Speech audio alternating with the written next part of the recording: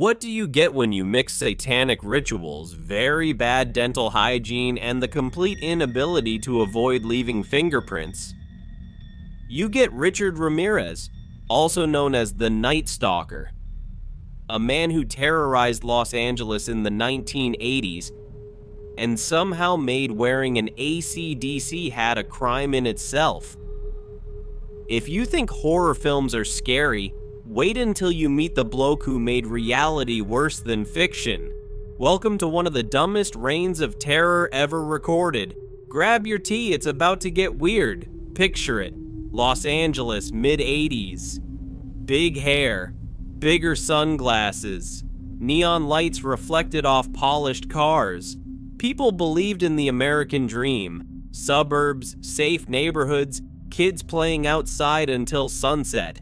No ring doorbells, no alarm systems, just trusting and unlocked front doors.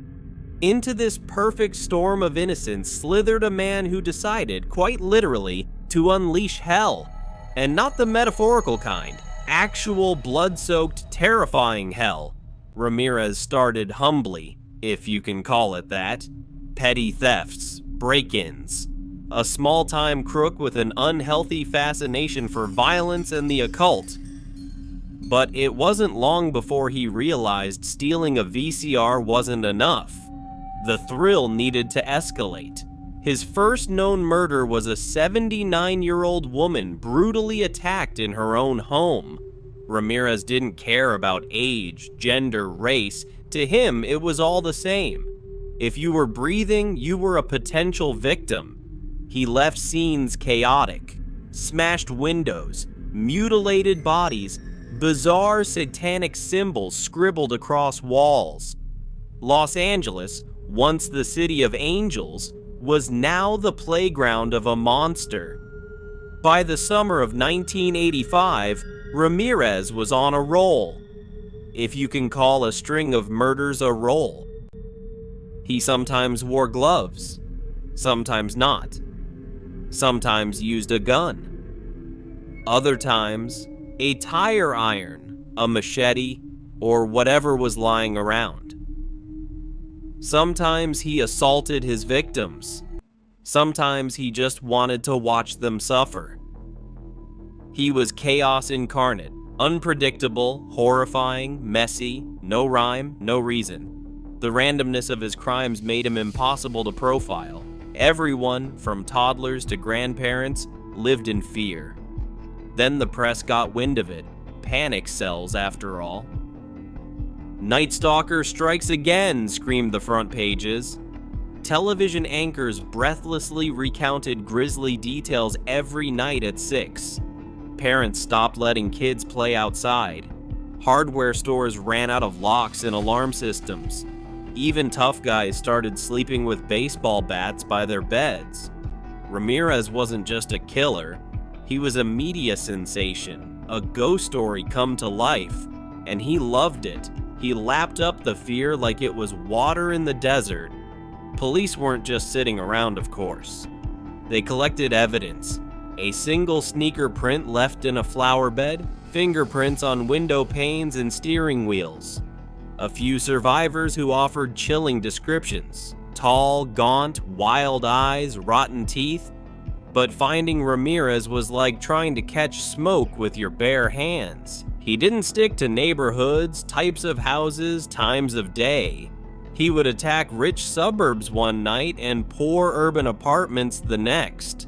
The randomness made him a phantom. But ghosts leave traces.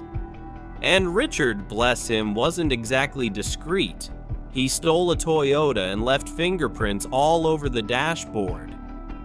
He visited a dentist for a rotting tooth and told him under his real name he'd be back. Spoiler, he didn't come back. At one crime scene, he left a clear shoe print, size 11.5, Avia sneakers, the only pair sold in LA at the time.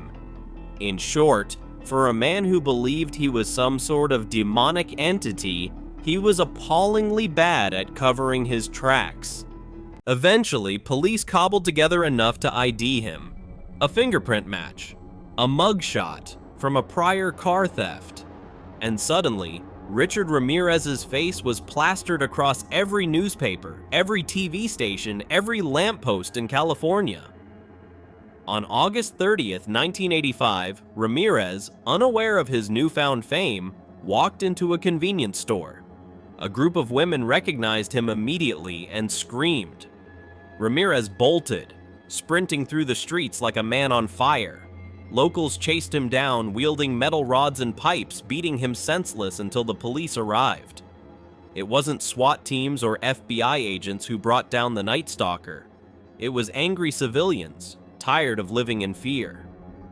In court, Ramirez remained as theatrical as ever, flashing a pentagram carved into his palm, muttering about Satan, declaring, "Evil has always existed, the world belongs to the evil." The jury, unimpressed, convicted him of 13 murders, 5 attempted murders, 11 sexual assaults, and 14 burglaries. He was sentenced to death, but ironically died of cancer in 2013 before the state could carry out his execution. In the end, it wasn't justice or vengeance that took Ramirez down. It was time, and perhaps karma. Richard Ramirez wanted to be a figure of terror, a nightmare that haunted generations. Instead, he became a cautionary tale, proof that evil can be stupid, sloppy, and ultimately defeated.